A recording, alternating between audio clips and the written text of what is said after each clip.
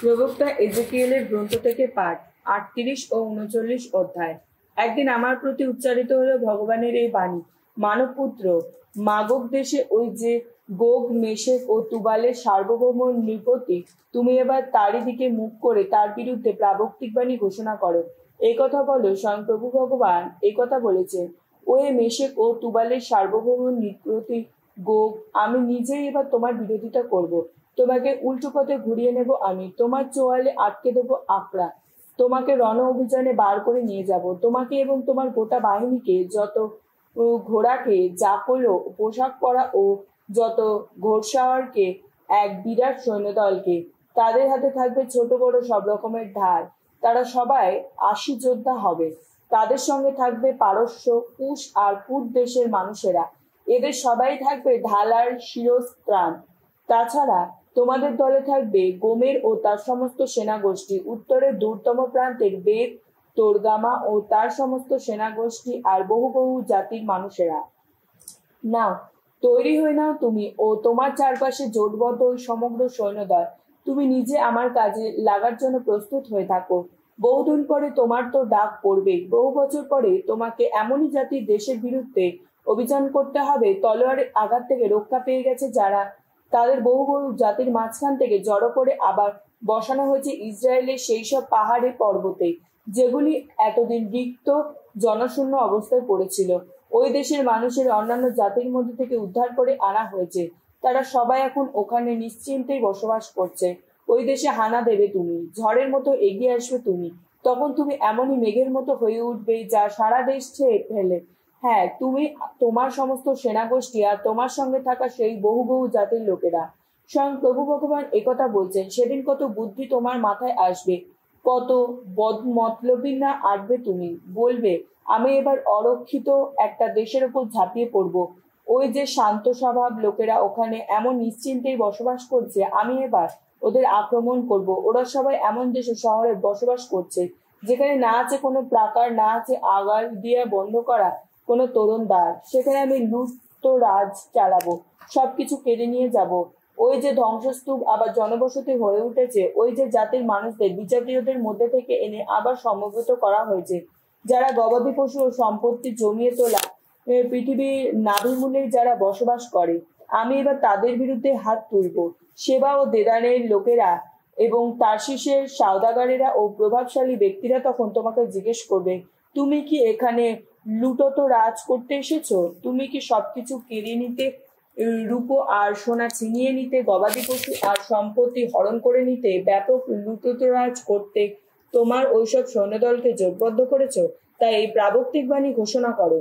মানবপুত্র, গোগকে বলো, স্বয়ং প্রভু ভগবান একথা বলেছে, সেদিন আমার আপন জাতি ইসরায়েল মানুষেরা যখন নিশ্চিন্তে বসবাস করবে, তখন তো অবশ্যই তোমার চোখে পড়বে। তখন তুমি নিজের জায়গা থেকে উত্তরের ওই দূরতম প্রান্ত থেকে চলে আসবে, তুমি এবং তোমার সঙ্গে থাকা বহু বহু জাতির মানুষেরা, সকলের অশ্বারোহী মানুষ, তোমার নেতৃত্বে জোটবদ্ধ এক বিশাল জনসমষ্টি, এক বিপুল সেনা বাহিনী। তুমি আমার আপন জাতি ইসরায়েলের বিরুদ্ধে এগিয়ে যাবে যেন সারা দেশ ছেয়ে ফেলেছে একটা মেয়ে। সেই অনাগত দিনগুলোতে এমনটি ঘটবে। তখন আমি আমার আপন দেশের বিরুদ্ধে তোমার এমন অভিযান ঘটাবো যাতে বিজাতীয়রা তোমাকে চিনে নিতে পারে, কেননা তখন তো আমি তাদের চোখের সামনে নিজের পবিত্রতা প্রকাশ করব। তা করব, ওহে গোগ, তোমারই মাধ্যমে। প্রভু ভগবান একথা বলেছে। আমি কি আমার সেবক ছিল যারা ইসরায়েলের সেই সব প্রবক্তার মাধ্যমে প্রাচীনকালের দিনগুলিতে তোমারই বিষয়ে কথা বলিনি? তারা তো তখন বহু বছর ধরে এই প্রাবক্তিক বাণী ঘোষণা করেছিল যে আমি ইসরায়েলদের বিরুদ্ধে তোমার অভিযান ঘটাবো। সেদিন গোগ যখন ইসরায়েল দেশের মাটিতে এসে পা দেবে, একথা শোনাচ্ছেন স্বয়ং প্রভু ভগবান, তখন কিন্তু আমার ক্রোধ তীব্র হয়ে জ্বলে উঠবে, আমার আক্রোশ এমনই হবে, আমার রোষ এমনই উদ্দীপ্ত হবে যে আমি বলে রেখেছি সেদিন ইসরায়েল দেশে প্রবল ভূমিকম্প হবে।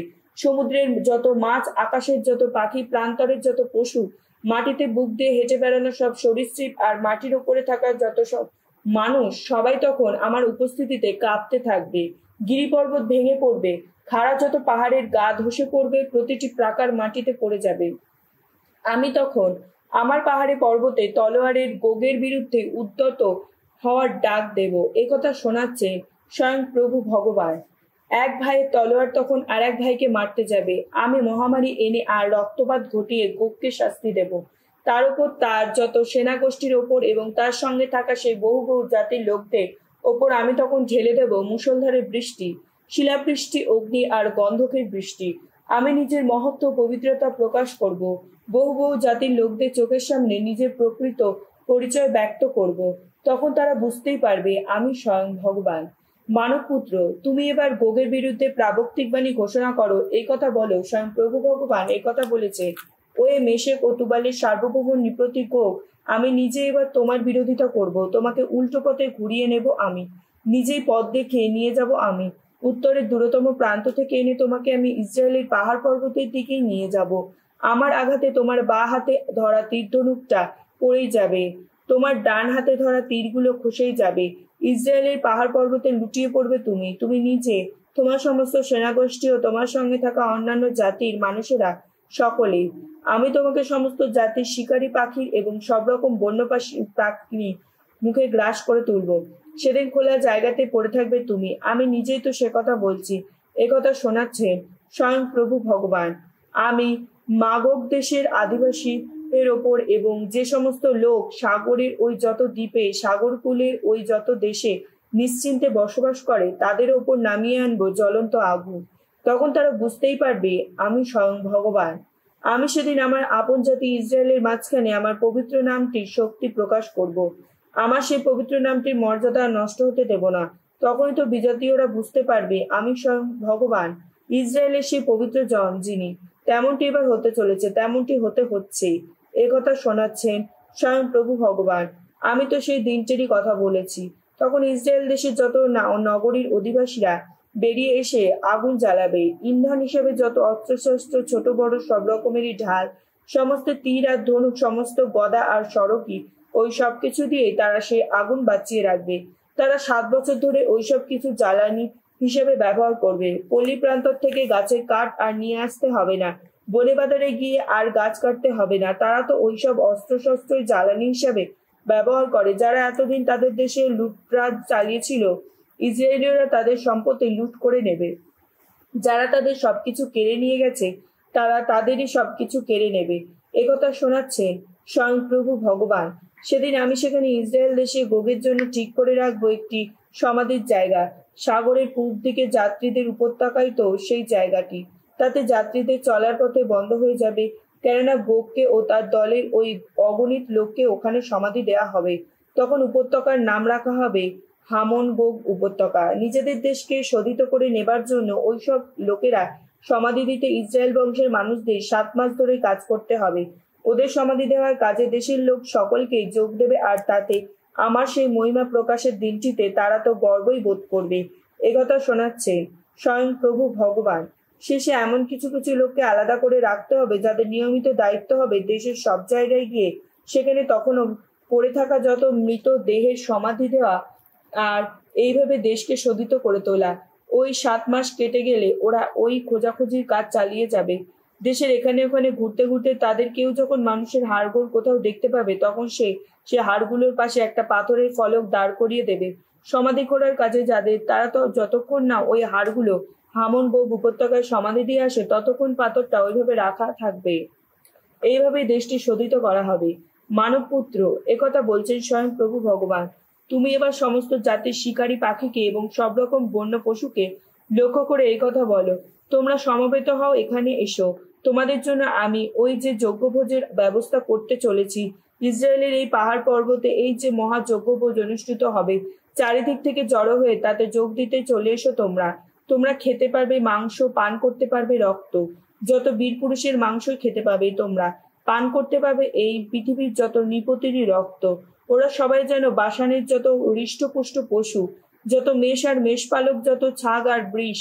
তোমাদের জন্য আমি এই যে যজ্ঞভোজের ব্যবস্থা করছি, সেই ভোজে আশ মিটিয়ে মেদ মাংস খেতে পারবে তোমরা। এতেই রক্ত পান করতে পারবে যে তোমরা মাতাল হয়ে উঠবে। আমার এই ভোজ সভায় তোমরা যত ঘোড়া, যত সারথি, যত বীর পুরুষ, যত সব যোদ্ধার মাংস পেট ভরে খেতে পাবে। একথা শোনাচ্ছেন স্বয়ং প্রভু ভগবান। আমি বিজাতীয়দের মাঝখানে আমার মহিমা প্রকাশ করব। আমি কি শাস্তি দিচ্ছি বিজাতীয়দের ওপর, কিভাবে আমার হাতের আঘাত আনছি, তারা সকলেই তা দেখতে পাবে। সেদিন থেকে ইসরায়েল বংশের মানুষেরা বারবারই বুঝতে পারবে আমি তাদের আপন স্বয়ং ঈশ্বর প্রভু ভগবান। আর বিজাতিরা একথা বুঝতে পারবে যে ইসরায়েল বংশের মানুষেরা নির্বাসিত হয়েছিল নিজেদের অপরাধেরই জন্য। তারা তো আমার প্রতি অবিশ্বস্ত হয়েছিল, আর তাই আমিও তখন তাদের কাছ থেকে নিজের শ্রীমুখ আড়াল করে রেখেছিলাম। তাদের তুলে দিয়েছিলাম তাদের শত্রুদেরই হাতে, আর তখন তলোয়ারের আঘাতে তাদের সবার পতন হয়েছিল। আমি তো ওদের ওই অসুচিতা, তাদের ওইসব অন্যায় অত্যাচার অনুসরণ করে তাদের বিরুদ্ধে উচিত ব্যবস্থা নিয়েছিলাম। তাদের কাছ থেকে নিজের শ্রীমুখ আড়াল করে রেখেছিলাম। কিন্তু একথা বলছেন স্বয়ং প্রভু ভগবান। আমি এবার জাকবের ভাগ্য ফেরাবার ইসরায়েল বংশের সকলের প্রতি দয়া দেখাবো। আমার পবিত্র নামটির মর্যাদা রক্ষা করতে ব্যস্ত হয়ে উঠব।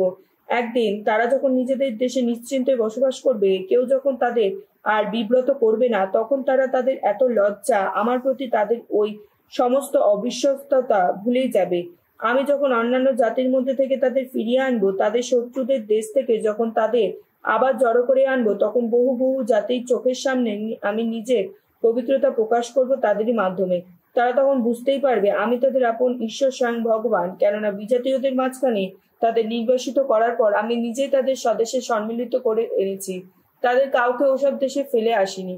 আর আমিও তো তখন তাদের কাছ থেকে নিজের শ্রীমুখ আড়াল করে রাখবো না, যেহেতু ইসরায়েল বংশের মানুষদের উপর আমি আমার আত্মিক শক্তি ঢেলে দিয়েছি।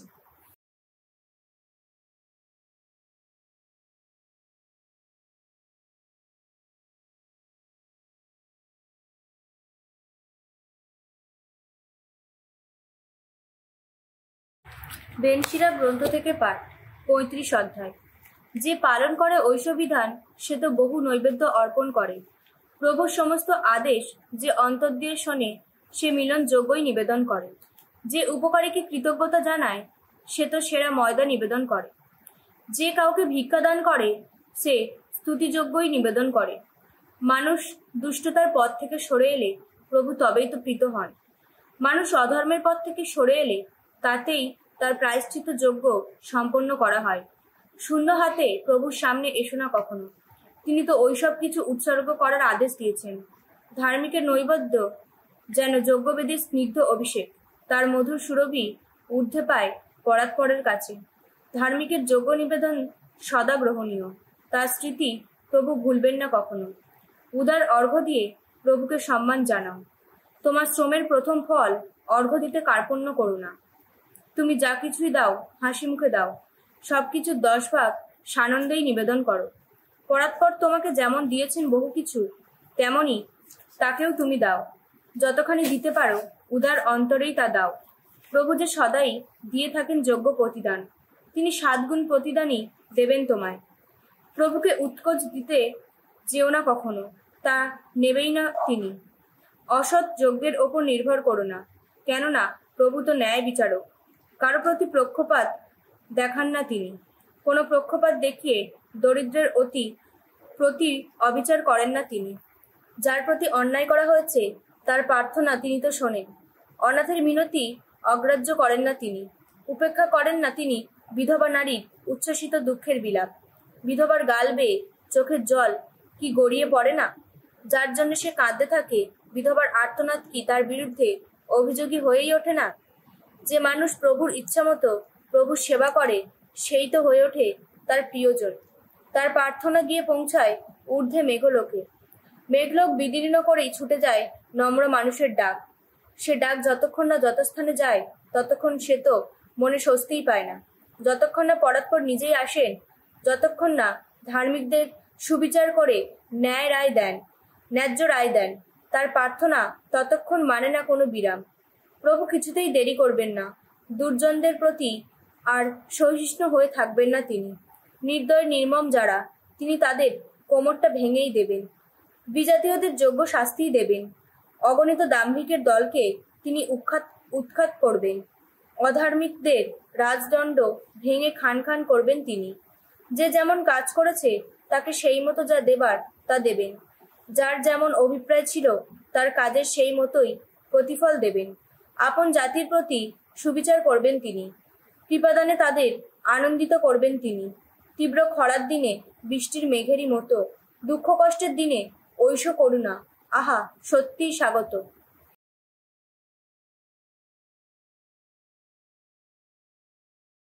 সাধু যোহন রচিত মঙ্গল সুসমাচার, অধ্যায় 21। এরপর যিশু শিষ্যদের কাছে আবার দেখা দিয়েছিলেন, এবার টাইবেরিয়াস সাগরের তীরে। তিনি এবার দেখা দিয়েছিলেন এইভাবেই: সিমন পিতর, টমাস, যমজ বলে যিনি পরিচিত, গালিলিয়া কানা নগরে নাথানায়েল, জেবেদের দুই ছেলেই এবং যিশুর আরো দুজন শিষ্য তখন সকলেই একসঙ্গে ছিলেন। সিমন পিতর তাদের বললেন, আমি মাছ ধরতে যাচ্ছি। অন্যরা বললেন, চলো আমরাও তোমার সঙ্গে যাব। তারা তখন বেরিয়ে নৌকায় গিয়ে উঠলেন, কিন্তু সেই রাতে তারা কিছুই ধরতে পারলেন না। তখন সবে ভোর হয়েছে এমন সময় দেখা গেল সাগর তীরে দাঁড়িয়ে আছেন স্বয়ং যিশু। তবে তিনিই যে যিশু, শিষ্যরা তা বুঝতে পারলেন না। যিশু তাদের বললেন, ছেলেরা, তোমরা কি মাছ ধরছ কিছু? তারা উত্তর দিলেন, না। তিনি বললেন, নৌকার ডান দিকে একবার জালটা ফেলো তো, তাহলে তোমরা কিছু পাবে। তাই তারা জাল ফেললেন। এত মাছ উঠল যে জালটা তোলাই গেল না। তখন যিশু যে শিষ্যকে বিশেষ স্নেহের চোখে দেখতেন, সেই শিষ্য পিতরকে বললেন, উনি প্রভু। সিমন পিতর যখন শুনলেন যে উনি প্রভু, তখনই তিনি তার ওপরের পোশাকটা গায়ে জড়িয়ে নিলেন, কারণ তার গায়ে বলতে গেলে কিছুই ছিল না। তারপর তিনি জলে ঝাঁপিয়ে পড়লেন। অন্যরা শিষ্যরা মাছ ভর্তি জালটি টানতে টানতে নৌকা করেই ফিরে এলেন। তারা তখন ডাঙা থেকে বেশি দূরে নয়, প্রায় 200 হাত দূরে ছিলেন। ডাঙায় পা দিয়ে তারা দেখতে পেলেন সেখানে কাঠ কয়লা আঁচ জ্বলছে, আর ওপরে চড়ানো রয়েছে কিছু মাছ, পাশে রয়েছে কিছু রুটি। যিশু তাদের বললেন, যে মাছ তোমরা এই মাত্র ধরেছ তার কয়েকটা নিয়ে এসো। সিমন পিতর তখন নৌকায় উঠে জালটি ডাঙায় টেনে তুললেন। বড় বড় মাছ ভর্তি সেই জালটিতে সব শুদ্ধ 153টি মাছ ছিল। অথচ এতগুলো মাছ থাকা সত্ত্বেও জালটি একটুও ছিঁড়ে যায়নি। যিশু তখন তাদের বললেন, এসো, তোমরা এবার সকালের খাওয়াটা সেরে নাও। শিষ্যদের কেউই তাকে জিজ্ঞাসা করতে সাহস করলেন না যে আপনি কে।